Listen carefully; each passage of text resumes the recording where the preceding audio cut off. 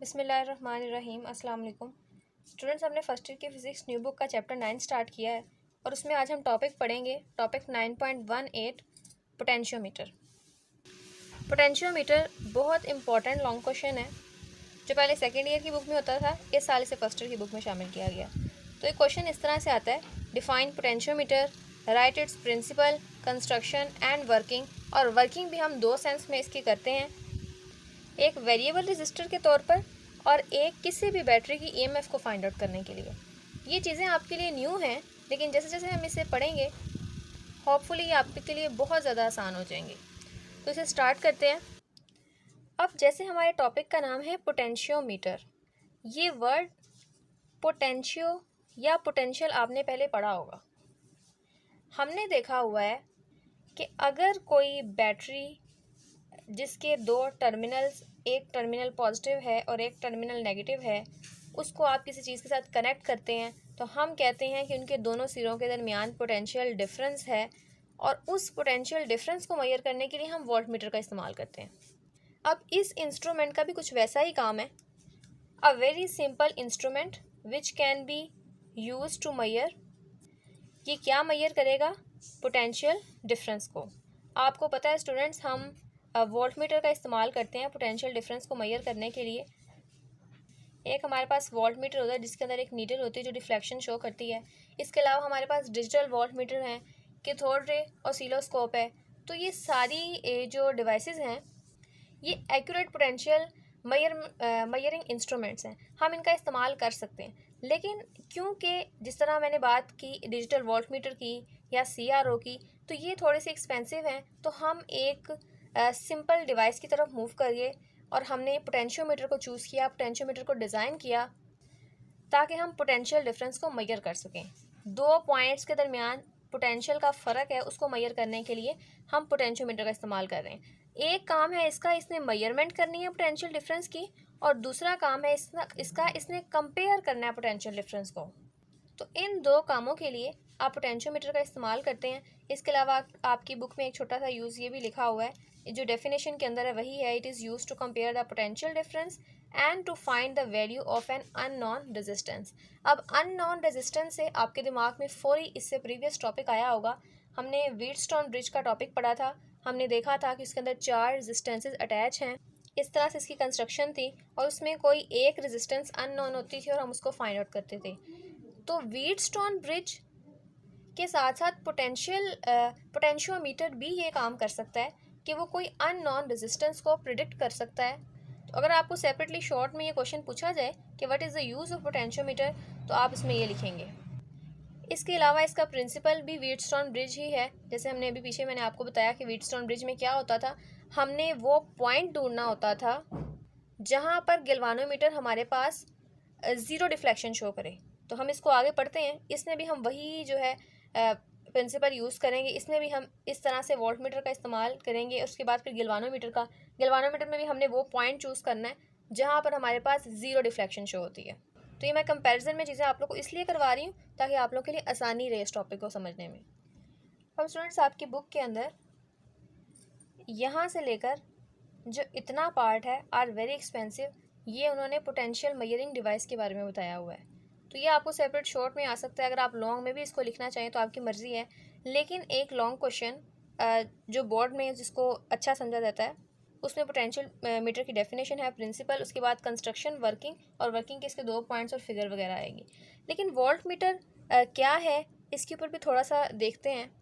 ये potential measuring device है students. Volt meter को हमेशा हम पैरेलल वे में लगाते हैं उस इंस्ट्रूमेंट के अक्रॉस जिसके गिर्द हमने पोटेंशियल को मेजर करना है। फॉर एग्जांपल, आपके पास ये पॉइंट A है और ये पॉइंट B है, और आप रजिस्टर के इन दोनों पॉइंट्स के दरमियान पोटेंशियल को मेजर करना चाहते हैं, तो हम वोल्टमीटर को इस तरह से इसके साथ पैरेलल वे में लगाएंगे।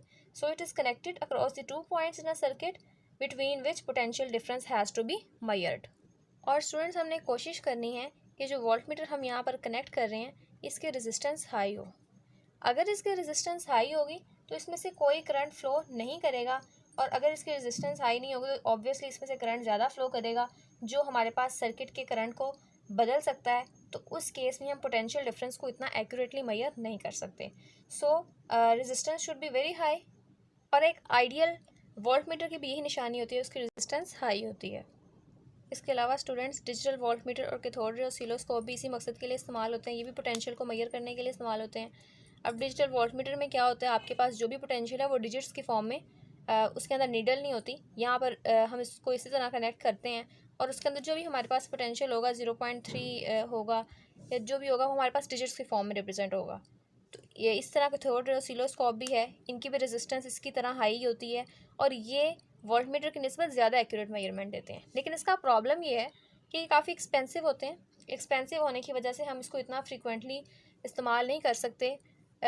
इसके लिए फिर हम बेहतर है कि हम एक मज़ीद नेक्स्ट इंस्ट्रूमेंट पे मूव करें जो हमारे पास एक्सपेंसिव ना हो, सस्ता भी हो, सिंपल भी हो और जो हमारे पास परफेक्ट रीडिंग्स भी दे, हमारे पास रिज़ल्ट भी अच्छा है। तो वो इंस्ट्रूमेंट जो ये सारी प्रॉपर्टीज़ रखता है वो हमारे पास पोटेंशियोमीटर है।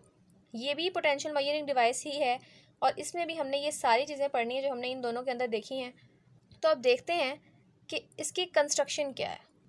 इसकी कंस्ट्रक्शन में आपके पास एक रेजिस्टर है, रेजिस्टर के अक्रॉस हमने एक स्लाइडिंग कॉन्टैक्ट लगाया है। यहाँ पर हम पहले देखते हैं रेजिस्टर के इधर वाली साइड पे, लेफ़्ट साइड पे पॉइंट ए है और ये पॉइंट बी है। यहाँ पर एक स्लाइडिंग कॉन्टैक्ट सी है। हम किसी भी चीज़ की जिसके अक्रॉस इसको हमने लगाया है उसकी रेजिस्टेंस को इस स्लाइडिंग कॉन्टैक्ट सी की वजह से ज़्यादा या कम कर सकते हैं। और कैसे कर सकते हैं, हम कहते हैं कि हमारे पास यहाँ से लेकर यहाँ तक की जो टोटल रेजिस्टेंस है वो आर है, लेकिन क्योंकि इस पॉइंट से लेकर सी, स्टूडेंट्स ये याद रखिएगा, ये यहाँ से लेकर सिर्फ यहाँ तक मूव कर सकता है, इसके आगे पीछे ये नहीं जा सकता। तो ये जो रेजिस्टेंस है जो चेंज होनी है बार बार, इसको हम स्मॉल आर का नाम देते हैं। अब ये जो हमारे पास स्लाइडिंग कॉन्टैक्ट सी है, ये अगर ए की तरफ आएगा तो भी रेजिस्टेंस में चेंज आएगी, अगर बी की तरफ जाएगा तो भी रेजिस्टेंस में चेंज आएगी और रेजिस्टेंस में चेंज 0 से R तक होगी। ये इसकी कंस्ट्रक्शन थी। अब हम इसके अंदर थोड़ी सी इम्प्रूवमेंट्स करते हैं अपने डिज़ायर के अकॉर्डिंग कि हमें इसका काम चाहिए as a variable resistor. Variable का मतलब है चेंज होने वाली, यानी हमें इसे इस्तेमाल करना है एक ऐसे रजिस्टर के तौर पर जिसकी रेजिस्टेंस को हम अपने मुताबिक चेंज कर सकें। उसके लिए स्टूडेंट्स हम क्या करेंगे, यही जो रेजिस्टेंस हमने ली है इनके दोनों पॉइंट्स ए और बी को हम कनेक्ट करवा देंगे एक बैटरी के साथ। मैंने यहाँ पर इसको जोड़ दिया है, आप इसे जोड़ेंगे नहीं। यहाँ पर एक बैटरी है जिसकी EMF E है और वो हमने इसके साथ कनेक्ट करवाई है। अब यहाँ पर जो पॉइंट A और पॉइंट C है इन दोनों को कनेक्ट करवा दें और ये जो पॉइंट C है ये मूवेबल है, ये इधर से इधर जा सकता है, यानी इसकी जो रेजिस्टेंस है वो 0 से R हो सकती है, कम से कम भी और ज़्यादा से ज़्यादा भी। अब इनके दरमियान हम वोल्ट मीटर को अटैच करते हैं। वोल्ट मीटर क्या है और ये किस तरह काम करता है, ये सारी मैंने आपको एक्सप्लेनेशन पीछे दे दी है। If battery of EMF E is connected then the current, तो करंट उसमें क्या होगा, I is equals to E divided by R। अब यहाँ पर वैसे तो हमने ओहम्स लॉ पढ़ा है कि V is equals to IR और यहाँ पर हम करंट निकाल रहे हैं तो यहाँ पर आना चाहिए V divided by R is equals to I। लेकिन यहाँ पर हम V का इस्तेमाल करते हैं। जो V है वो जनरली हम इस्तेमाल करते हैं जहाँ हमने पोटेंशियल डिफरेंस की बात करनी हो, लेकिन यहाँ पर E जो कि EMF को रिप्रेजेंट कर रहा है, ये बैटरी का टोटल पोटेंशियल डिफरेंस है जब उसमें से कोई भी करंट ड्रॉ नहीं किया जा रहा। तो इसलिए हम V की जगह यहाँ पर E का इस्तेमाल करते हैं, यानी कि EMF ऑफ द बैटरी।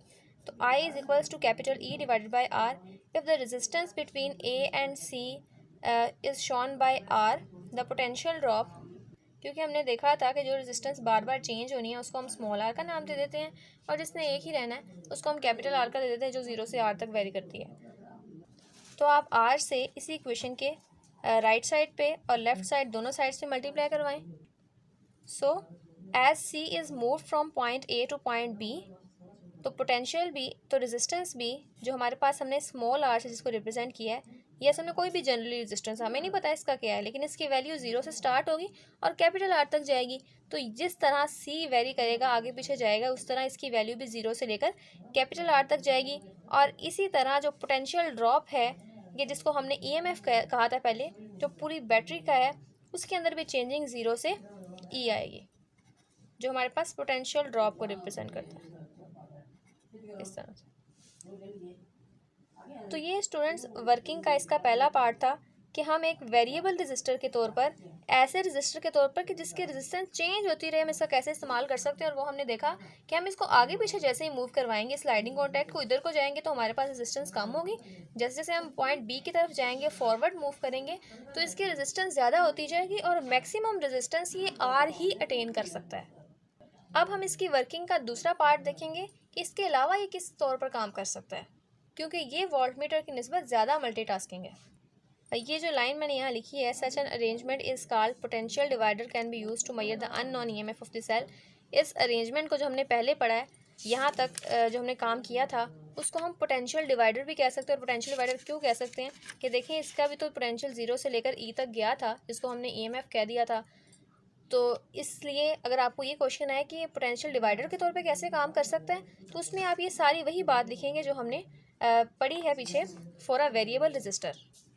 अब दूसरा जो इसका पार्ट है वो है to measure the unknown EMF of the cell source, के अगर हमारे पास एक बैटरी जिसकी ईएमएफ की हमें वैल्यू ना पता हो, उसको मेजर करने के लिए हम इसका इस्तेमाल कैसे कर सकते हैं, तो उसको देखते हैं। स्टूडेंट्स, जैसे हमने ये सर्किट ड्रॉ किया था, बिल्कुल ऐसा ही सर्किट हम यहाँ पे भी ड्रॉ करेंगे। इस तरह से यहाँ पर एक बैटरी लगाएंगे जिसकी ईएमएफ ई होगी हमारे पास।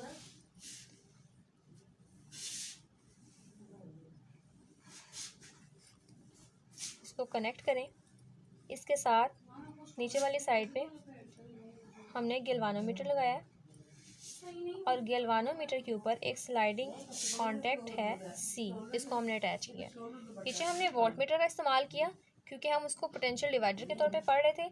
अब हम ईएमएफ मेजर करना चाहते हैं उस बैटरी की। ये वही स्लाइडिंग कॉन्टैक्ट है, मैंने इसको यहाँ पे स्ट्रेट बनाया, यहाँ पे इस तरह बनाया। इसका मतलब यही है कि ये मूवेबल ही है, जिसकी मूवमेंट को रिप्रेजेंट कर रहा है। अब हम फ़र्क क्या, इसमें डिफरेंट चीज़ क्या हम करते हैं, हमने हेडिंग पढ़ी है to measure the unknown EMF of source, कि कोई ऐसे सोर्स जिसकी ईएमएफ हमें नहीं पता, और वो हम खुद से यहाँ पर एक बैटरी लगा देते हैं, एक सोर्स लगा देते हैं जिसकी ईएमएफ को हमें मेजर करना है। इसकी ईएमएफ ई है और इसकी अननोन ईएक्स है। सिर्फ ये चेंज है पिछले सर्किट में, बकाया सारा सर्किट सेम ही है। So now this due to this modification this circuit can be use to measure the unknown EMF of source. इसमें हमारे पास ईएमएफ ईएक्स है जिसको हमने मेजर करना है। Let cell of unknown EMF E X connected between A and C way galvanometer G to measure the potential position of C is so adjusted. अब इसमें हमने यहाँ पर वो काम करना है जो हमने व्हीटस्टोन ब्रिज में किया था। हमें जी की गैल्वानोमीटर की जो भी हमने इसके साथ लगाई हुई है, जो स्लाइडिंग कॉन्टैक्ट सी है, असल में हम यहाँ पर जोकी का इस्तेमाल करते हैं। जब आप एक्सपेरिमेंट्स करेंगे सेकेंड ईयर के बाद लैब्स के अंदर, तो आप देखेंगे इस तरह सा एक पोटेंशियल मीटर होगा, और यहाँ पर जो हम इसके साथ वायर कनेक्ट करते हैं मेटल की, उसके आगे एक जोकी होती है जो पेन की तरह की होती है, ब्लैक कलर की, उसको हमने ऊपर मूव करवाना होता है और फिर हमने देखना होता है। जो जोकी है उसको हमने मूव करवाना है इस तरह से, इस पॉइंट से लेकर यहाँ तक लेके जाएंगे और फिर इस पॉइंट से इस तरह लेके आएंगे। वहाँ पर 2-3 तारें सी बनी होती हैं और आपको वो पॉइंट ढूंढना है। वो पॉइंट यहाँ हो सकता है, यहाँ हो सकता है, कहीं पे भी वो हो सकता है। वो डिपेंड करता है कि जब आप एक्सपेरिमेंट कर रहे हैं उस वक्त वो पॉइंट कहाँ पे आता है। तो आपने कोई ऐसा पॉइंट ढूंढना है जहाँ पर गैल्वानोमीटर की कोई डिफ्लेक्शन ना हो। डिफ्लेक्शन ना होने का मतलब है मैक्सिमम मिनिमम वैल्यूज़ ना हो, जस्ट ये वैल्यू आपको ऐसे दे कि करंट भी फ्लो कर रहा है लेकिन इसके बावजूद इसकी वैल्यू 0 पे है, इसकी नीडल 0 पे है। इसका मतलब होता है कि ये हमारे पास डिफ्लेक्शन नहीं दे रहा।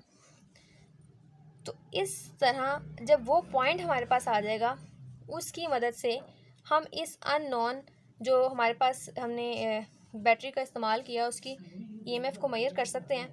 और ये बात याद रखिएगा स्टूडेंट्स, की रेजिस्टेंस जो है वो लेंथ के प्रोपोर्शनल होती है। यानी अगर आपके पास लेंथ्स भी दो है ना, एक स्मॉल एल है एक कैपिटल एल है, इस तरह आपके पास डिस्टेंसेस भी स्मॉल आर और कैपिटल आर हैं। तो आप कह सकते हैं कि length is proportional to resistance, इस तरह से। तो इसका मतलब है कि जहाँ लेंथ है वहाँ पर हम आर भी पुट करवा सकते हैं। तो यहाँ पर इसी फार्मूला में ई एक्स इक्वल्स टू ई, ये अननोन है ई एक्स, ई वो जो हमें नॉन है, पता है, जो हमने पहले इस्तेमाल की थी, रेजिस्टेंस वो जो यहाँ पर इस आपके पास इसकी वैल्यू आएगी, और कैपिटल आर वो टोटल रेजिस्टेंस है। यहाँ पर आप स्मॉल आर की जगह स्मॉल एल और कैपिटल आर की जगह कैपिटल एल पुट करवा सकते हैं। E small R divided by capital R, इसकी जगह आप लिख सकते हैं, ये दोनों सब्स्टिट्यूशन करवाएं फॉर्मूला के अंदर, आपके पास आता है E X is equals to E small L divided by capital L. ये आपके पास अननोन ईएमएफ का फॉर्मूला है, इसके अंदर वैल्यूज पुट करवाएं और आपके पास उस बैटरी की ईएमएफ आ जाएगी जिससे कि आपने फाइंड आउट करनी थी। ये आपके पास अननोन ईएमएफ की वैल्यू है। इसके बाद इसका तीसरा एक और काम क्या हो सकता है, वो ये है कि आप ईएमएफ ई1 और ई2 दोनों को कंपेयर करवा सकते हैं। उसके कंपैरिजन के लिए आप वही फार्मूला इस्तेमाल करेंगे जो हमने पीछे ड्राइव किया था, जो कि हमारे पास आया था E X is equals to E L divided by L. अब यहाँ पर जो एल थी वो बैलेंसिंग लेंथ थी, तो हम एल की जगह L1 और L2 कर सकते हैं। ईएमएफ आपके पास एक ही थी, उसकी जगह आप EMF1 और EMF2 कर सकते हैं। यानी इसी फार्मूला को आप किस तरह से लिख सकते हैं, दो सेल्स के लिए, एक सेल के लिए लिखेंगे तो E1 is equals to E L1 divided by L, और दूसरे के लिए आपके पास क्या होगी, E2 is equals to E small L2 divided by capital L. तो ये आपके पास इक्वेशन 1 है, ये आपके पास इक्वेशन 2 है। आपने इनको कंपेयर करवाना है। कंपेयर जब भी आप करवाते हैं तो आप दो इक्वेशंस को डिवाइड करते हैं। आप यहाँ लिखेंगे इक्वेशन 1 एंड इक्वेशन 2, उसको आप डिवाइड करवा रहे हैं। Dividing 1 and 2 we get E1 divided by E2 is equals to E L1 divided by L, E L2 divided by L. अब यहाँ देख रहे हैं एल एल से कैंसिल है, ई से कैंसिल हो रहा है, तो आपके पास E1 डिवाइडेड बाई E2 की क्या वैल्यू आती है, L1 divided by L2. So this equation can be used to compare the EMF of the both cells. तो हम ये कह सकते हैं कि जो इनकी रेशियो है, या कहने की इनकी जो कंपैरिजन है, ये हमारे पास इक्वल होती है ratio of the balancing length. L1 और L2 हमारे पास क्या है, बैलेंसिंग लेंथ, जिन्होंने बैलेंस करना है किसी भी सर्किट को। तो स्टूडेंट्स ये आपके पास इसका फाइनल आंसर आता है। तो ये हमने देखा आज कि पोटेंशियोमीटर हमारे पास क्या है, इसका प्रिंसिपल क्या है, इसका यूज़ क्या है, इसकी वर्किंग कंस्ट्रक्शन, और थोड़ी सी हमने डेरिवेशन भी देखी कि किस तरह ये तीन तरीके से काम कर सकता है। तो ये एक मल्टीटास्किंग भी आप कह सकते हैं कि हमारे पास एक ये मल्टीटास्किंग इंस्ट्रूमेंट है जो तीन किस्म के काम कर सकता है। तो ये था स्टूडेंट्स आज का हमारा टॉपिक। मिलते हैं नेक्स्ट वीडियो में नेक्स्ट टॉपिक के साथ। तब तक के लिए अल्लाह हाफिज़।